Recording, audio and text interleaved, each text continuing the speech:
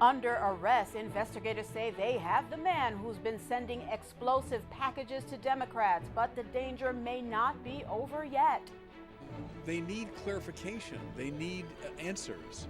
Bishop Robert Barron talks about reaching youth without a religious affiliation in a Currents News exclusive.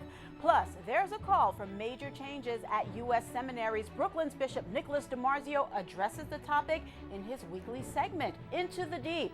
And I'm in the kitchen with Monsignor Jamie Gigantiello, a preview of his popular net TV cooking show, Breaking Bread. All that and more next on the news.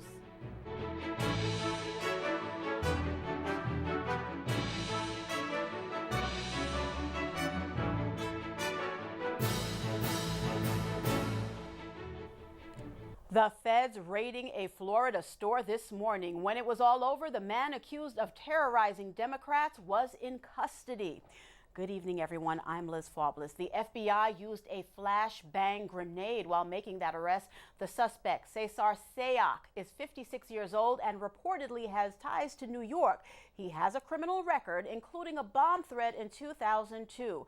In recent days, at least a dozen pipe bombs have been mailed to well-known Democrats nationwide. No one has been injured and none of the bombs have exploded. Sayoc is facing 5 counts of mailing explosives and threatening presidents. Karen Kafa has more on this story. A suspect is in the custody of the FBI. Federal authorities announcing the arrest of a 56-year-old Florida resident, Cesar Sayoc, in connection with a rash of suspected explosive devices discovered across the country this week. Our investigation ranged from New York to Delaware, to Maryland, to the District of Columbia, to Florida, to California. And as it always does, the FBI responded with every resource we've got. Authorities say Sayoc has a criminal history, including a, quote, threat to bomb arrest in 2002. None of the suspicious packages discovered this week detonated, but the intended recipients include prominent Democrats like President Obama and Hillary Clinton, and President Trump critics like Robert De Niro and George Soros. These terrorizing acts are despicable. At the White House today, President Trump applauded law enforcement and said the perpetrators would be brought to justice. I've instructed authorities to spare no resource or expense in finding those responsible and bringing them to swift and certain justice. In New York, Karen Kafa, Currents News. Also tonight, the summit to better connect young people with the church is reaching its climax after nearly a month. Hundreds of participants, students and clergy together made a 3-mile pilgrimage to St. Peter's Basilica and Mass with Pope Francis. The Holy Father will celebrate the Synod's closing Mass on Sunday. Los Angeles Bishop Robert Barron is one of the major church leaders at the summit. He's responsible for reporting to other Synod fathers on the many meetings that have taken place. Melissa Butts is standing by outside St. Peter's Basilica with this exclusive report. Popular social media figure Bishop Robert Barron has been in the Eternal City for 1 month, participating in his very first synod since he was elected bishop in July 2015. That's a good question, and that's our next step. In the Synod on Youth, Bishop Barron had a very special role to play, that of relatore, or essentially a secretary for one of 4 English-speaking groups. Out of his 10,000 words and notes, he sifted through and presented a report, or relatio, to the Synod. The main theme he shared during the Synod is the importance of intellectual formation for youth. He especially highlighted the need to reach out to all the nuns, those without any religious affiliation. In my work, it's been very clear that a lot of those who are unaffiliated have lots of questions about religion. And they need clarification. They need answers. They want answers, you know? And so I think the church that teaches, that engages in apologetics, that makes a case for Christianity, I think that's very important. He says teaching, especially through social media, has been his main way of trying to reach out to young people. His media ministry, Word on Fire, is an example of that. I think truly it's a miracle of God's providence that we have these tools precisely at this moment when so many are leaving the church. Well, they're not going to come to our programs. They're not going to come to us. We have to find them. And the best way to do it, I think, are the social media, where we can move, as it were, into the world of the nuns. He says the synod has discussed many negatives of social media, yet he's made a point to present the potential for new evangelization. He's seen that the youth willingly embrace it, while some bishops have been a bit more hesitant. I think this synod is more important than the previous two synods. It's about the future of our church. It's about the next generation. It's about how do we pass on the faith. So the presence of the young people in the room was very good. And this issue, I can't think of anything more important right now in the life of the church. Bishop Barron explained that many older bishops said having youth present brought a completely new vibe to the synod meetings. However, as it was his first synod, Bishop Barron doesn't know any difference and says he's appreciated their enthusiasm despite the exhausting days. After 3 weeks of meetings, I think all the participants can agree that this synod has been especially draining. But perhaps it's because the bishops are trying to keep up with the energy the young people brought with them to Rome. At the Vatican, Melissa Butts, Currents News. Back to you in New York, Liz. Thank you, Melissa. Nearly 300 bishops, cardinals, and other religious attended the synod. A positive note tonight about that gathering in Rome.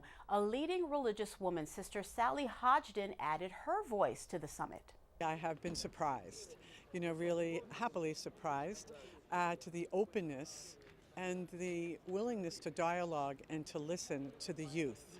They are really open to the new ideas. Do I think I've had an impact? Yes. Do I bring up issues when it is related to participation in the church by all laity, including by women? Yes.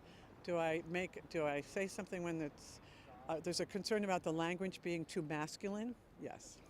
But so do some of the men. Sister also said many bishops and cardinals were open to new ideas about engaging youth in the church. Now, on the other hand, Philadelphia Archbishop Charles Chaput has a different take on the synod, saying big issues for young people have not been discussed enough. We spent very little time talking about the issue that is most commonly on the minds and lips of the young adults in Philadelphia, which is the issue of marriage. Many people who are young adults really want to be married and are having a hard time finding a spouse that would share their values. He added that marriage preparation is an important part of Catholic life for young adults. A sharp reaction tonight from the ex-bishop of Memphis, claiming revenge was why he was pulled from his post. Bishop Martin Hawley said his removal 2 days ago was orchestrated by Cardinal Donald Wuerl as revenge, according to Hawley, after he gave a bad review of Wuerl when he was up for a Vatican job. The Holy See said the Memphis change was because of management issues. New developments in the brutal murder of journalist Jamal Khashoggi. Turkey's president is threatening action against the Saudi royal family if he doesn't get answers soon about that killing. Finally breaking cover, President Erdogan threatening Saudi officials to come clean over who ordered Khashoggi's killing and fast. It's not like we don't have other documents. Tomorrow is another day. The Turkish leader no longer hiding behind weeks of anonymous leaks, dropping details to force Saudi officials to a full accounting of the journalist's murder. His threat also ups pressure on President Trump, with whom he has now shared evidence via CIA chief Gina Haspel. So far, only this statement from the White House. The president received a briefing from Director Haspel this morning following her return from Turkey. She briefed the president on their findings and her discussions. Outside the Saudi consulate, where journalist Jamal Khashoggi was murdered 25 days ago, his friends gather in a vigil. A macabre, blood-stained Mohammed bin Salman figure leaves no guessing whom they hold responsible for his killing. But it's not just a Saudi cover-up that has them angry. It's the lies that come with it. Specifically, Saudi Arabia is helping find Khashoggi's body. Unfortunately, what we witnessed so far in terms of this cooperation, is still there is some insistence and resistance to enter the consulate, to investigate sufficiently. In Saudi Arabia, however, officials already feel they have done enough to deflect U.S. punishment. I have no doubt that we will come out of this just fine. I think we're aligned with the U.S. on many, many geopolitical issues that are much bigger than this terrible issue that has taken place and the tragic death of Jamal Khashoggi. President Trump, for his part, has called the Saudi cover-up the worst he's ever seen. Chinese authorities tearing down 2 shrines dedicated to the Blessed Mother, the destruction coming just a month after Beijing made a deal with the Vatican to improve relations. No injuries were reported. There's a lot more news headed your way. What will happen to migrants in that large caravan once they reach the U.S. border? The White House is saying something about that next. Do seminaries need a major overhaul? Bishop DiMarzio addresses the idea in his weekly segment with Ed Wilkinson, Into the Deep. And singer Sinead O'Connor, who notoriously ripped up a photo of Pope John Paul II on national TV, has converted to another religion. And do you have a story idea? Something happening in your parish we should know about? We want to hear from you. Keep this email handy, newstips@desalesmedia.org. We'll be right back.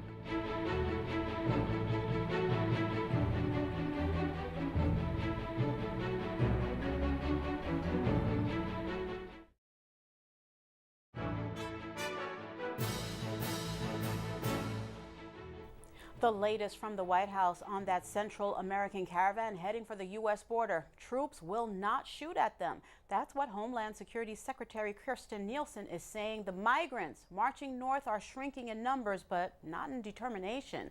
Patrick Ottman reports. They are still 1,000 miles from the nearest border crossing with the United States, but the slow advance of this migrant caravan through Mexico is already causing alarm bells in Washington to ring. On Thursday, President Trump tweeted that the migrants should turn around and ordered 800 troops to help fortify the border. Trump isn't the first president to send the military to the border with Mexico, but his vitriol towards undocumented immigrants is unprecedented for a U.S. president in modern times. Many of the people in this caravan are family like Cruz's, who say they have a message for the U.S. president. Help us and not be against us, she says, because we do this out of necessity. And we aren't going to harm anyone. No matter what they say, they will go on. People in this caravan have been trekking for days, even weeks. We've seen people with their shoes falling apart, people fainting in the extreme heat, and yet no one we talked to said the Trump administration's threats will force them to turn back. While some people have been ground down by the long march and gone home, the majority say they have no choice but to continue. A lot of these families here have had their homes stolen by gangs, says a caravan organizer, so we can't go back. Donald Trump can say what he wants, but he won't stop us. He can send all the Marines, but it's not going to stop us because we aren't criminals and we aren't even armed. The migrants' pleas will probably fall on deaf ears in Washington. The Trump administration is pressuring the Mexican government to act and stop the caravan. If they won't, then U.S. officials, the administration says, will be on the border in force to stop them. There doesn't seem to be a compromise in the wings, and every step the people in this caravan take is a step closer to a reckoning. Patrick Ottman, Chiapan, Mexico. After 20 years, Matthew Shepard has finally been laid to rest. Shepard was just 21 years old when he was killed in Wyoming for being gay. His death sparked outrage and helped fuel the LGBTQ civil rights movement. His father gave some remarks as Matthew was laid to rest at the National Cathedral in Washington earlier today. Our family, Judy, Marlo, Logan, and myself, feel very honored that you would take time out of your personal life to be here in this beautiful house of worship. Matthew's parents believe the National Cathedral is the only place where their son's remains will be safe from desecration. Tonight, a closer look at U.S. seminaries and the fight against clerical sex abuse. There's been a big call for changes in the way priests are formed.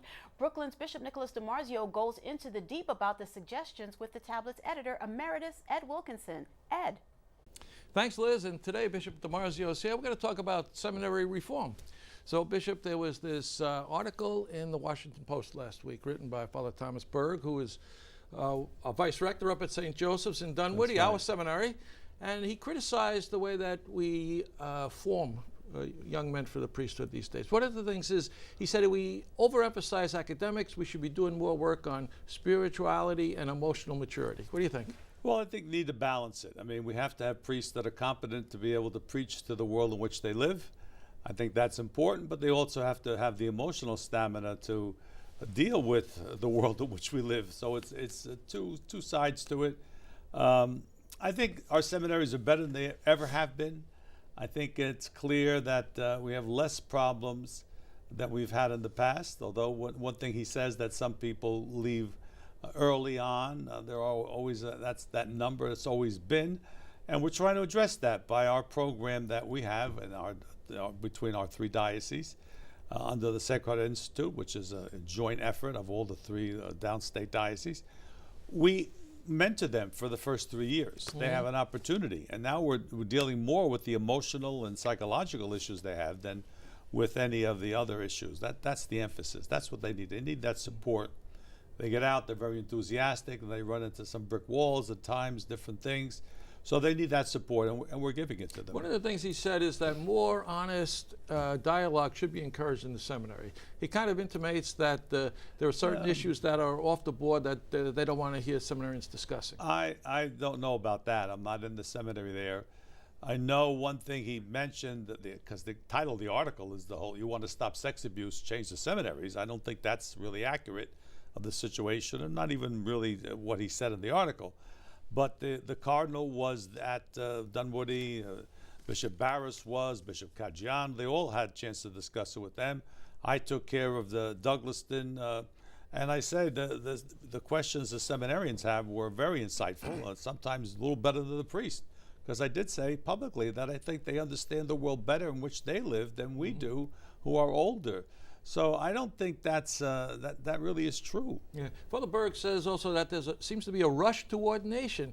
He's saying that we shouldn't accept anybody for preparation for the priest until they're about 22 years old. They already have their college degree and they come with some life experience. Well, I don't agree with that. I mean, we do still have our high school seminary preparation there. We have a class of 30 that graduates, 35, maybe 2, 3 will go on to the college seminary. I think we do need to have a place where people can, if they discern the vocation early on, to try to live it out. And there's no pressure on them. It's not a horrible life that's depriving them of the world in which they live. But it is an ongoing preparation. Some of our best priests that we have today went through the whole system. You know, they call them lifers, from high school to college through some of the best priests we have, because they have had this ongoing formation for a long time. It's not easy. They do have some deficits they have to deal with, but I think that's for those who want it, we should have it there. There are others who are coming in after college, after having worked in the world, and they're a little bit later on, and they have good experience too, but sometimes they're a little more difficult to enculturate into the system. They have their own ways about them. It's for some of them it's very difficult. Now others seem to transition easily. So you really can't make one general rule. Yeah. Another thing, he criticizes some of the men that are being assigned to faculty at the seminaries, and he says that we shouldn't be necessarily assigning PhDs, and we should have more people who are concerned about spiritual formation. Well, my general idea, and I brought this up, if we had enough priests to have a formation faculty and an academic faculty, that would be ideal. Because it's very difficult for somebody who's a teacher having to prepare classes and keep up with their field, publish things, and then have to do this formation. Ideally, we should have 2 separate faculties. This is the North American College. They go to the universities outside. The faculty there is a formation faculty. They just deal with that. That's the idea. If we had enough priests, we could do that. I think that does make some sense to me. Yeah. Are you generally happy with the job our seminary is doing? I am. I'm very happy with what they do. I think they're doing their best. You always are going to have people that need extra time, and we're willing to give it to them. The bishops are not rushing to ordination. We're taking the advice of the faculty, and but it has to be done in a way that is reasonable. Sometimes we have at the last minute say, "Oh, this person's not ready." Well. They have 4 years with them. You know, that's a little bit of a difficult thing to deal with. All right, Bishop, thank you. Liz, that's the bishop's concept of seminary life. Back to you. Thank you, Ed, and thank you, Bishop DiMarzio. Compelling discussion as always. Irish singer Sinead O'Connor, who once tore up a photo of Pope John Paul II on Saturday Night Live, is now a Muslim. She tweeted out the news and performed the Islamic call to prayer.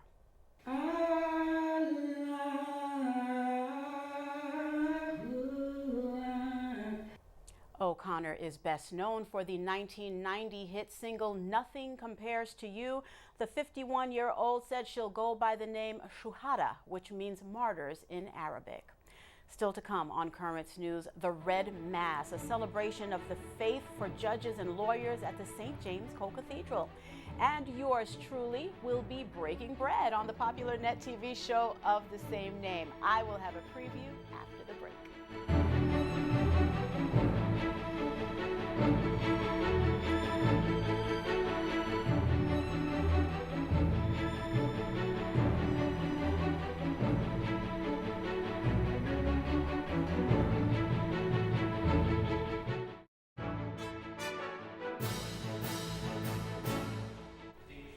Catholics praying for peace and justice at the special Red Mass in Brooklyn last night. Judges and lawyers were observing the beginning of the court year on October 25th during their annual liturgy at St. James Co-Cathedral in downtown Brooklyn. The celebration was organized by the Catholic Lawyers Guild and Colombian Lawyers Association. Father Patrick Keating, chaplain for the Guild, was the main celebrant, and Bishop DiMarzio concelebrated. A special net TV crossover with Currents News. The season premiere of the faith-filled cooking show Breaking Bread is on tonight, and helping to make a delicious meal with host Monsignor Jamie Gigantiello is me. While I can't wait for you to see the episode, Currents News' Michelle Powers joined me behind the scenes for this report. Take one. Net TV's hit culinary program returns tonight with a brand new focus. We're going to focus on the 3 F's. Faith, family, and food. Monsignor Jamie Gigantiello, the host of Breaking Bread, now has a new kitchen and a new neighborhood to call home. Williamsburg, known for its restaurants and clubs and everything, so we'll be visiting a lot of those restaurants, as well as other restaurants throughout the city of New York. Currently the pastor of Our Lady of Mount Carmel, the culinary master wastes no time in the first episode of the season, getting right to the slicing and dicing. There to lend a tongue and a hand are Liz Faublas. Monsignor Jamie, how are you? I have been looking forward to this. When you can combine your love of food with your love of God, you can't go wrong. Together, the dynamic duo talks food and culture before serving up a spinach and ricotta stuffed chicken breast. It's a little simple thing. The longtime producer of Breaking Bread, Craig Siracusa, stresses that the point of the show isn't the plate, but the idea of getting people back around the table. As a family, we used to come together, sit around the table and have a conversation, get to know one another. That sort of has been lost. So we're hoping with this season we can bring people together, whether it's over, you're learning how to make, monkfish, or learning how to make a new pasta dish, come together and then share that conversation. Boil the spinach. Like Liz learns from the former professional chef. He's generous. He's willing to share. He's willing to teach. He's willing to show. So I think I learned a lot. I ate a lot. You can too by tuning in tonight at home, surrounded by family. In Williamsburg, Michelle Powers, Currents News. To see the episode of Breaking Bread, tune in tonight at 9 o'clock right here on Net TV. Where there is food, there is Liz. I had a very good time. That is Currents News. I'm Liz Faublas. Thank you for joining us, because we are putting your faith in the news. Hope to see you again next time.